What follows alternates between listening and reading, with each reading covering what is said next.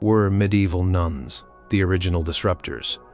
Did their quiet cloisters hum with the same fierce spirit that ignites today's protests? Uncover unexpected connections spanning from the 6th century to the 21st century. Number 10. Dedication to a cause, sustained over lifetimes.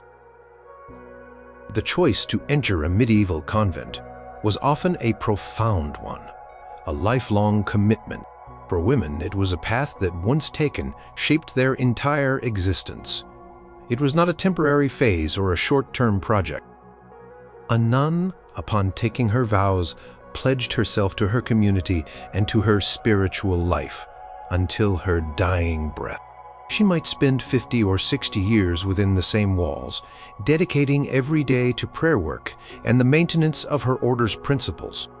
This deep, unwavering dedication meant that even if her specific actions seemed small on any given day, their cumulative effect, carried out over decades, built powerful institutions and preserved knowledge.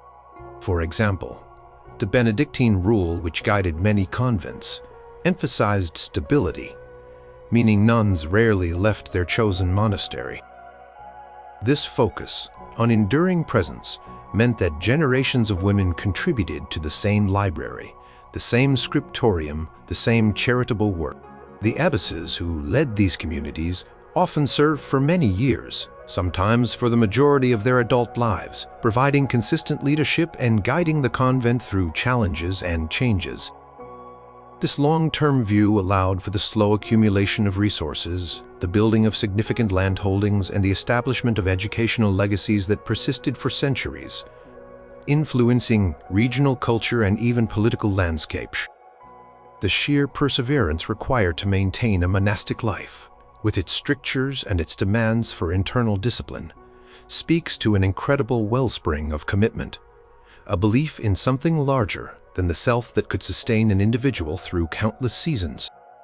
Their very existence, prolonged and intentional, was a testament to their cause. Modern activists also show this profound, almost generational commitment to their chosen causes. Consider the enduring fight for civil rights, for instance. Individuals who began advocating for equality in the 1950s and 1960s continued their work well into the 21st century, some still speaking, organizing, and pushing for change in their 80s and 90s. Their dedication was not a fleeting passion, but a lifelong pursuit, adapting strategies, meriting new generations, and bearing witness to slow, often agonizing progress. Think of environmental activists who have campaigned for decades against pollution, for conservation, or for climate action. They might spend their entire professional lives, and much of their personal time, devoted to understanding environmental issues, educating the public, lobbying governments, and participating in direct actions. This isn't about a single protest march, but about years of painstaking data, collection, community organizing, legal battles, and public awareness campaigns. Labor organizers too frequently dedicate their lives to improving working conditions and advocating for workers' rights, often enduring personal hardship and professional risk for decades. Their work builds on the efforts of those before them, creating a continuous thread of advocacy that spans generations. The movement for LGBTQ+ rights, for example, saw individuals who bravely fought for basic recognition in the mid-20th century continue to champion equality in all its forms as laws changed and societal attitudes shifted, never truly retiring from the front lines of the struggle. This deep, sustained commitment is what allows movements to weather setbacks, to learn from mistakes, and to gradually, sometimes imperceptibly, shift the social landscape. It demonstrates a belief in the long arc of justice, a willingness to plant seeds that they might not see blossom fully in their own lifetimes, but which they believe are essential for future generations. Number 9. Seeking autonomy and self-governance. For many women in the medieval period, entering a convent offered a unique pathway to a degree of autonomy rarely found elsewhere in society. While operating under the authority of the church, and often subject to male bishops or abbots, Convents themselves were often largely self-governing entities in their day-to-day operations. Within their walls, women managed vast estates, oversaw complex financial accounts, directed the education of their sisters and sometimes local girls, and even commissioned significant architectural and artistic projects. The abbess, as the head of the community, wielded considerable power, both within the convent and sometimes in the broader local community. She negotiated with secular lords, dealt with merchants, and maintained discipline among her nuns. For women who might otherwise be constrained by marriage or limited to the domestic sphere, the convent provided a structured environment where they could exercise leadership, intellect, and administrative skills. The very existence of a convent allowed a group of women to live collectively, making decisions about their lives, their spiritual practice, and their community, without direct daily male oversight, privilege largely absent for women outside these institutions. The desire for spiritual independence and collective decision-making was often a strong motivator for these communities. Convents sometimes even had their own rules and customs that complemented or even slightly diverged from broader monastic regulations, showing an internal will for self-direction. Modern activists, often working within movements for social justice or liberation, also frequently seek autonomy and self-governance for the groups they represent or for specific communities. Indigenous rights activists, for example, often advocate for greater tribal sovereignty, self-determination over ancestral lands and resources, and the ability of indigenous communities to govern themselves according to their own laws and traditions, free from external interference. This pursuit of autonomy is about reclaiming control over their own destinies and cultural practices. Similarly, many grassroots movements emphasize horizontal leadership structures and community-led initiatives seeking to empower local residents to make decisions about their neighborhoods, schools, or public services, rather than relying on top-down directives from distant authorities. The idea of power to the people is fundamentally about self-governance and the ability of ordinary citizens to shape their own environments and futures. Activists in movements for disability rights often push for policies that allow individuals with disabilities to have greater control over their own lives, including choices about living arrangements, employment, and healthcare, rather than being subjected to institutionalized care or paternalistic decision-making. They seek liberation from systems that deny personal agency. The struggle for LGBTQ+ rights has also historically involved fighting for the right to self-identify, to form families, and to live openly and authentically without societal or governmental interference, asserting personal autonomy in the face of discrimination. These movements, whether for self-determination or community control, share a common thread: the belief that individuals and groups have a right to govern themselves and define their own existence. Number 8. Strategic use of symbolism. Medieval nuns understood the power of visible identity and symbolic representation. Their very habit, the distinctive clothing worn by all nuns, was a powerful symbol. It visually set them apart from secular society, signifying their dedication to a spiritual life, their vows of poverty, chastity, and obedience, and their membership in a specific religious order. The habit communicated their commitment before a single word was spoken. Different orders had different habits: black for Benedictines, white for Cistercians, brown for Franciscans, each color and style carrying specific meanings and historical associations. Beyond clothing, convents often incorporated symbolic elements into their architecture, illuminated manuscripts, and liturgical practices. The enclosure walls themselves were symbolic of separation from the secular world and dedication to a spiritual life. The use of specific saints' images or the development of unique devotional practices centered around particular symbols served to reinforce the convent's identity and mission. For example, Saint Clare of Assisi, who founded the Poor Clares, emphasized radical poverty, and the simplicity of their habit and their living arrangements became a powerful symbol of their commitment to this ideal. Contrasting with the more opulent religious institutions of the time, these symbols were not just decorative. They were tools for internal cohesion, external recognition, and the communication of deeply held values and beliefs within a largely illiterate society. They solidified identity and broadcast purpose.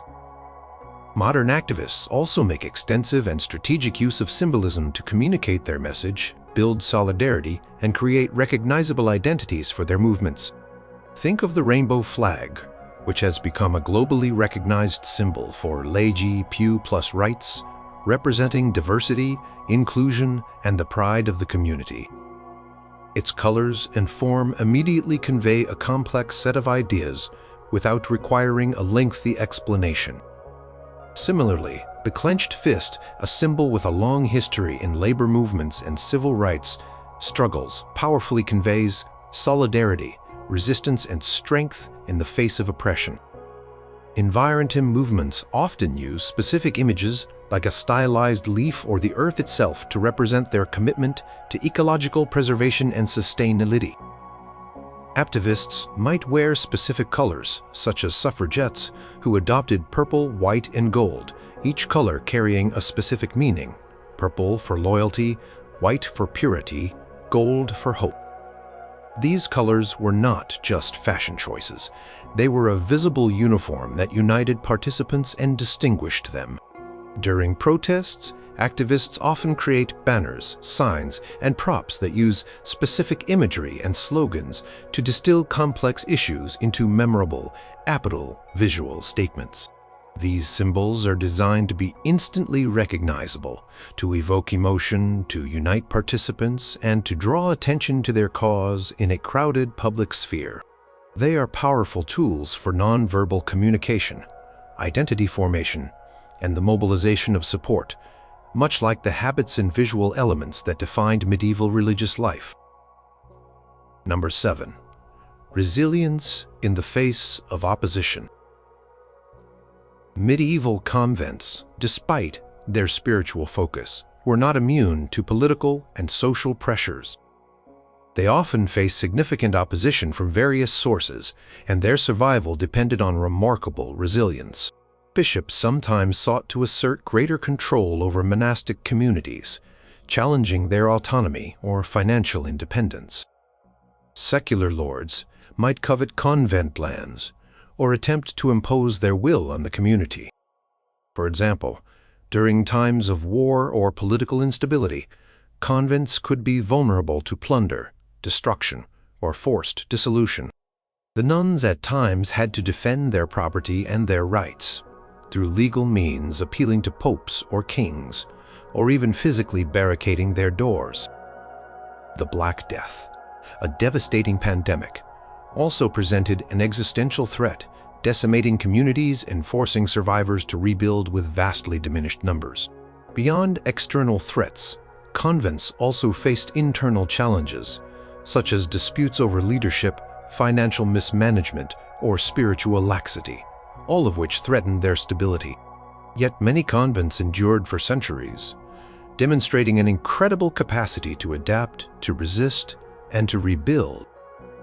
They learned to navigate complex power dynamics, to maintain their spiritual integrity in difficult times, and to find ways to sustain their communities, even when faced with overwhelming obstacles. Their ability to persevere through centuries of changing social and political landscapes speaks volumes about their determination and unwavering commitment to their way of life. Modern activists too consistently demonstrate immense resilience when confronted with opposition, which can come from powerful institutions, hostile governments, or even segments of the public. Civil rights activists in the American South, for instance, faced brutal violence, arrest, death threats, and systemic discrimination from state authorities and white supremacist groups. Yet they continued to organize, march, and speak out, enduring beatings and imprisonment to achieve their goals. Environmental activists protesting corporate polluters or large-scale development projects often encounter legal harassment, intimidation, and even physical attacks. Governments sometimes pass laws designed to stifle protest or restrict assembly, forcing activists to find new strategies and adapt to increasingly challenging environments. Whistleblowers, who often act as activists revealing uncomfortable truths, face severe personal and professional repercussions, including job loss, legal prosecution, and social ostracism. Yet some continue to speak out. Movements for human rights in authoritarian regimes operate under constant surveillance, with activists risking torture, imprisonment, or disappearance. Despite these dangers, individuals and groups persist, finding clandestine ways to communicate, organize, and continue their advocacy. This requires immense courage, a willingness to face personal risk, and the ability to rebound from setbacks. The very act of sustained activism, especially for unpopular or challenging causes, is a testament to an unyielding spirit and a belief in the righteousness of their fight, enabling them to weather periods of intense opposition and continue their struggle for change. Number 6. Use of communication and writing. Medieval nuns were often highly literate in a society where literacy was uncommon, especially for women. Convents served as important centers of learning and manuscript production. Nuns spent hours copying religious texts, illuminating them with intricate designs, and preserving knowledge that might otherwise have been lost. Beyond copying, many nuns were also prolific writers themselves. They composed theological treatises, spiritual guidance, hagiographies, lives of saints, letters, and even plays and poetry. For example, Ratzvit of Gandersheim, a 10th century Benedictine canoness, wrote Latin dramas, poems, and historical works, making her one of the earliest known female dramatists in the Western world. Hildegard of Bingen, a 12th century abbess, produced vast works of theology, music, medicine, and natural history, communicating her visions and insights to popes, emperors, and common people through her extensive correspondence. These writings were not just for internal consumption. They circulated widely, influencing spiritual thought and intellectual discourse across Europe. Letters were a crucial form of communication, allowing abbesses to maintain relationships with other religious leaders, secular patrons, and even their own scattered communities. Through their writing, nuns shaped narratives, disseminated ideas, and exerted influence far beyond their cloister walls, using the written word as a powerful tool to transmit their beliefs, teachings, and experiences. Modern activists also rely heavily on communication and writing to articulate their messages, organize movements, and influence public opinion. In the age of digital media, this takes many forms. Activists craft compelling speeches delivered at rallies or public events designed to inspire and mobilize. They write articles, manifestos, and position papers that detail their arguments, expose injustices, and propose solutions. Investigative journalists working with activist groups produce detailed reports that uncover corruption or human rights abuses, using rigorous research and narrative to inform the public. Internet and social media platforms have become indispensable tools for activists, allowing them to instantly share information, organize campaigns, and coordinate actions across vast distances. They write concise, 80 messages for Twitter, create engaging visual content for Instagram, and produce informative videos for YouTube, all aimed at reaching diverse audiences and shaping public discourse. Beyond digital platforms, traditional forms of writing, by crafting detailed policy proposals, penning letters to elected officials, or publishing books that delve deeply into social issues, remain vital. Think of the epic speeches delivered by Martin Luther King Jr., or the strategic use of pamphlets and essays by suffragettes to argue for women's voting rights. The ability to articulate complex ideas clearly, persuasively, and widely through various forms of written and digital communication is fundamental to modern activism, allowing movements to educate, rally support, and exert pressure for change. Number 5. Moral or spiritual motivation. Core of medieval monastic life, for nuns as well as monks, was a profound spiritual motivation. Their dedication was rooted in their faith, a desire to live a life devoted to God, to achieve salvation, and to perform good works in His name. This spiritual drive informed every aspect of their existence, from their daily prayers and liturgical practices to their manual labor and acts of charity. For many women, entering a convent was not just a practical choice, but a deeply personal spiritual calling. They believed they were answering a divine summons, seeking a closer relationship with the divine and striving for spiritual perfection. This inner conviction provided immense strength and purpose, sustaining them through rigorous routines, periods of fasting and communal living. The pursuit of holiness, the desire to serve God through a consecrated life, and the belief in the importance of prayer for the world were the bedrock of their daily actions and long-term commitments.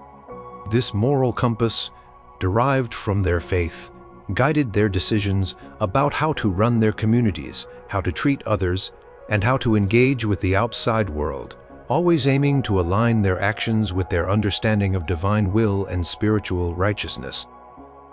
Their entire existence was a living testament to their profound spiritual beliefs. Modern activists, while not always driven by traditional religious faith, are overwhelmingly motivated by a strong moral or ethical compass. They are often compelled to act by a deep sense of justice, a belief in human dignity, or a conviction that certain actions are inherently right or wrong. For environmental activists, the motivation might stem from a profound ethical responsibility to protect the planet and future generations from ecological harm. Seeing the natural world as intrinsically valuable, for human rights activists, it is often an unshakable belief in the inherent worth and rights of every individual, regardless of background, and a moral outrage at injustices like torture, discrimination, or oppression.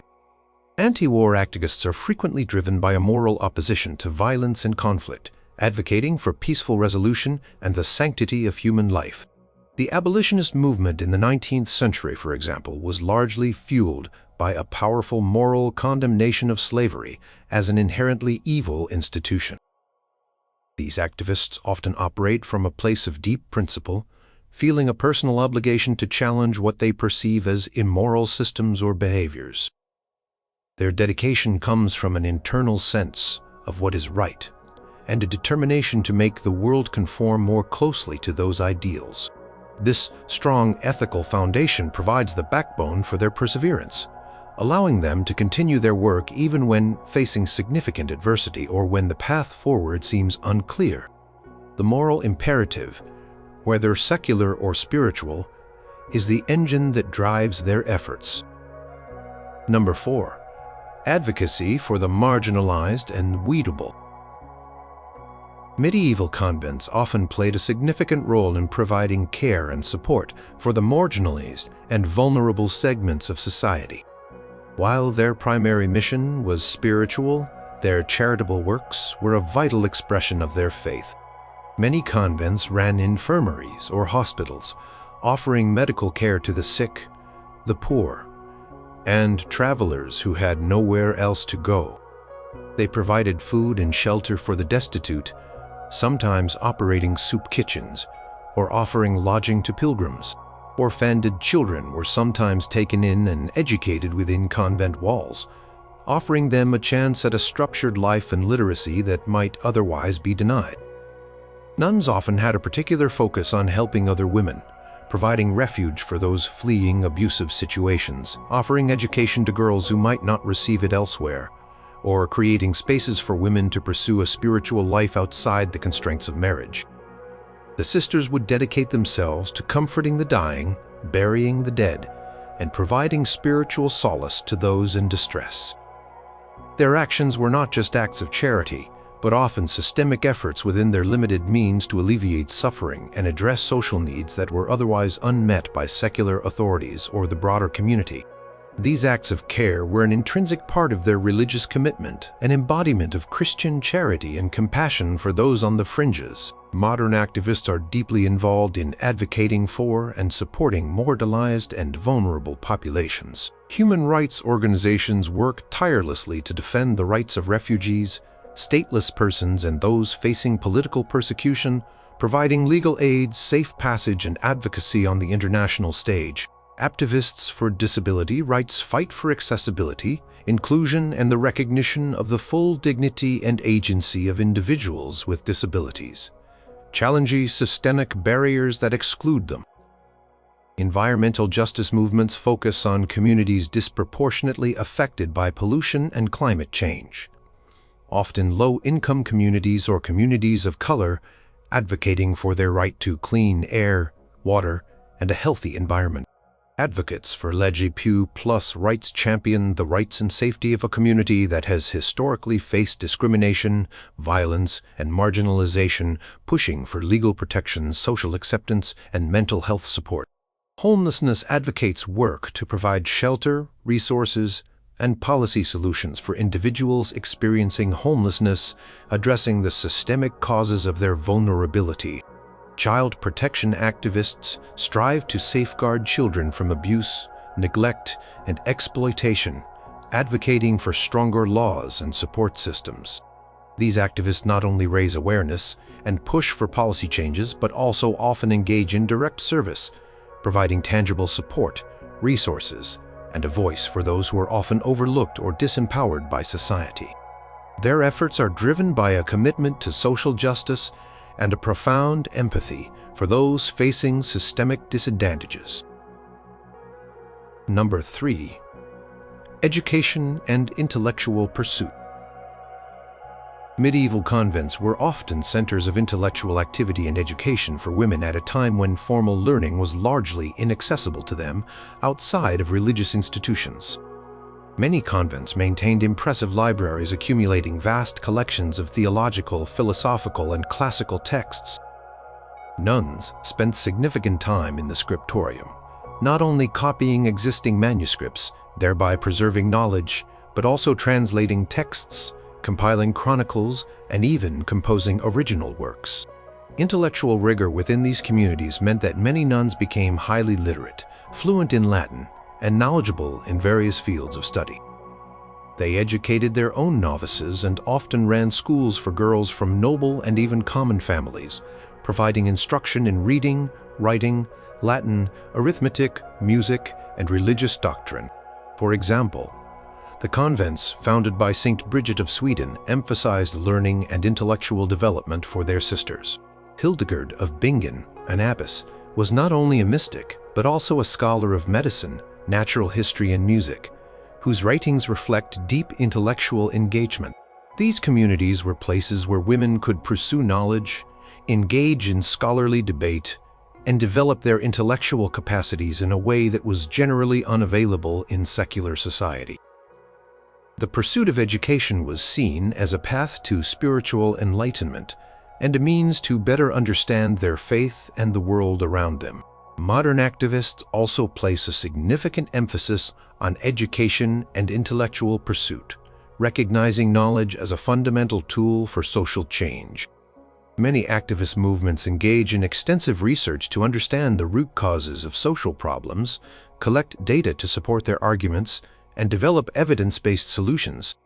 Environmental organizations, for instance, employ scientists and researchers to study climate change, biodiversity loss, and pollution, using this scientific knowledge to inform their advocacy. Human rights groups meticulously document abuses, conducting investigations, and compiling reports that expose injustice and hold perpetrators accountable. Activists create and disseminate educational materials, online courses, workshops, documentaries, books, and articles to raise public awareness, debunk misinformation, and foster critical thinking about complex social issues. The suffragette movement, for example, heavily relied on educating the public about the arguments for women's voting rights through pamphlets, lectures, and public debates. Modern movements like Black Lives Matter emphasize the importance of understanding systemic racism and historical context, often providing reading lists and educational resources to their supporters. This commitment to intellectual pursuit is not just about accumulating facts, it is about empowering individuals with knowledge, fostering informed civic engagement, and building a collective understanding that can drive effective action and contribute to societal transformation. Number 2, community and collective action. Life in a medieval convent was inherently communal, built on shared purpose and collective action. Nuns lived together, prayed together, worked together, and made decisions as a community, often under the guidance of an abbess, elected by her peers. They pooled their resources, land, labor, and knowledge to sustain their way of life and achieve their shared goals. The Benedictine Rule, a foundational text for many orders, explicitly emphasized the importance of communal living, mutual support, and obedience to the collective good. This collective spirit allowed them to undertake large-scale projects, such as building churches or expanding their estates, that no single individual could manage alone. When faced with challenges such as famine or political instability, the community relied on the strength of its collective bonds to survive and rebuild. They shared both the burdens and the successes, creating a powerful sense of belonging and mutual responsibility. This collective action was not just about practical survival. It was also a spiritual practice, seen as a way to live out Christian ideals of charity and brotherhood or sisterhood. The very structure of the convent was a testament to the power of people coming together with a common vision, working in unison towards a shared purpose. Modern activists also fundamentally rely on community and collective action to achieve their aims. Social movements are, by definition, collective endeavors where individuals come together to address shared concerns and work towards common goals. Whether it is a large-scale protest march, a grassroots organizing campaign, or a coordinated advocacy effort, the power of activism stems from the ability of people to unite and act in concert. Environmental organizations bring together scientists, lawyers, grassroots organizers, and ordinary citizens to advocate for policy changes, protect natural spaces, and raise public awareness. Labor unions unite workers to collectively bargain for better wages, working conditions, and benefits, understanding that individual workers have little power against large corporations. Civil rights movements, organized mass demonstrations, boycotts, and voter registration drives, relying on the collective participation of thousands to challenge segregation and discrimination. Online activism platforms facilitate collective action by allowing millions of people to sign petitions, share information, and coordinate digital campaigns, demonstrating widespread support for various causes. These groups establish networks of support, share resources, develop strategies, and often build strong bonds of solidarity among their members. The strength of a movement often lies not just in the righteousness of its cause, but in its ability to mobilize and sustain a dedicated community of individuals who are willing to act together, demonstrating the profound impact of collective power in driving social and political change. Number 1. Challenging the status quo. Medieval nuns, through their very existence and choices, often challenged the prevailing social norms and expectations for women in their society. In a world where a woman's primary roles were typically defined by marriage, childbearing, and domesticity, choosing a life of celibacy and spiritual devotion within a convent represented a significant deviation from the expected path. It allowed women to pursue intellectual endeavors, exercise leadership, and achieve a degree of personal agency that was rare outside these institutions.